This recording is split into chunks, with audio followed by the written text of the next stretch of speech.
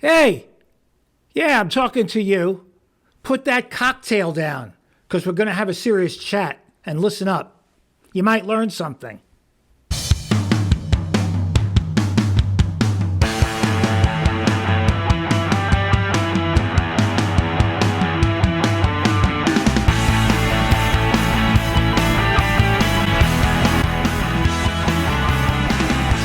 In case you're new here, I'm Jonathan Noble, divorce and family law attorney for over 20 years. And welcome to the Practical Divorce Lawyer. Today, we're going to talk about child support. There's a lot of things going on in the news, making this in June of 2023. Kevin Costner is getting divorced and his wife wants about $248,000 a month in child support. And I get a lot of people asking me, hey, Jonathan, how can a child need $248,000 a month to live? Well, here's the bad news. Most children don't need more than maybe a few $100s a month to live. Maybe a couple thousand if they go to private school, but that's not the way the law works in most jurisdictions that I'm familiar with. Child support is calculated based on the incomes of the parties. So if you have a pro athlete or a Hollywood celebrity, somebody that makes millions of dollars, they take a percentage of that. And there's other things that go into the calculation, such as shared parenting time, whether you have children with other women that you are responsible for, and they come up with a number.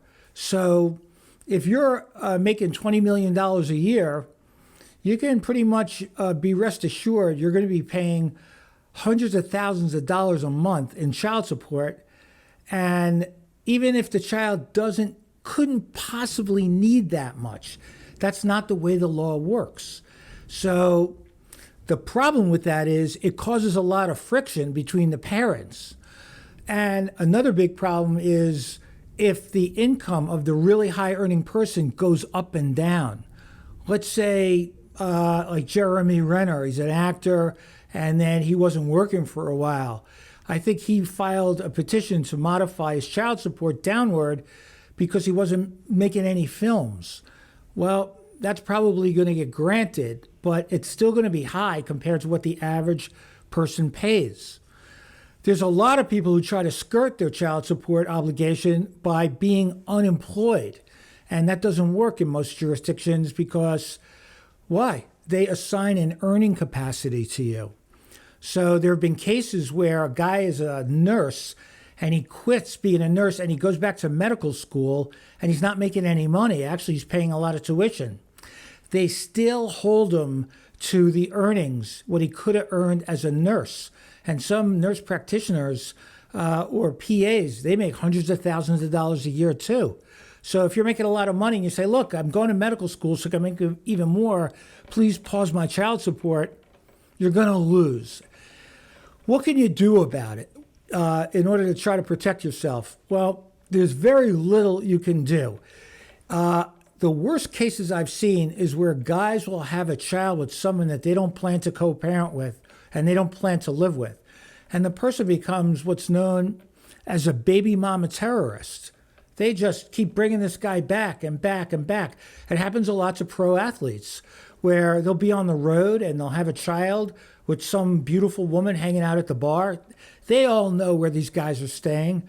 And it's harder to get at the athletes now because of the education that they're getting by the leagues not to do that kind of thing because it's ruined guys financially. But you need to really protect yourself and protect the pregnancy at all costs and think things through. There's a lot of predators out there. But I just wanted to make this quick video because it doesn't matter in most jurisdictions that I'm familiar with in the US and Canada what the child needs. It's not based on that. It's based on what you earn, what the other parent earns, or could earn if they had a full-time job. And then they come up, they run it through the formula and they come up with a number. So it's not fair, but it's not changing anytime soon. Why not? Why doesn't it change? Why does a child need $248,000 a month? Here's why it's not changing anytime soon. In the U.S., under Title 4D, the county that collects the child support gets matching funds from the federal government. So they have an incentive to enter an order for a collectible amount and enforce that order. Because for every dollar they collect matching funds, and the counties use that money to run their child support program. So if you're in a wealthy county or a highly populated county, it's millions and millions and millions of dollars a year in money that's just found from the federal government based on what they collect in child support. So there's a real incentive to enter child support orders and a huge incentive to enforce the collectability. Bad news, but it's the way it is. Share this with somebody running around sleeping with a lot of people, unprotected. They're going to get tripped up, and it's just a matter of time. Like, comment, subscribe. Love to have you as part of the community.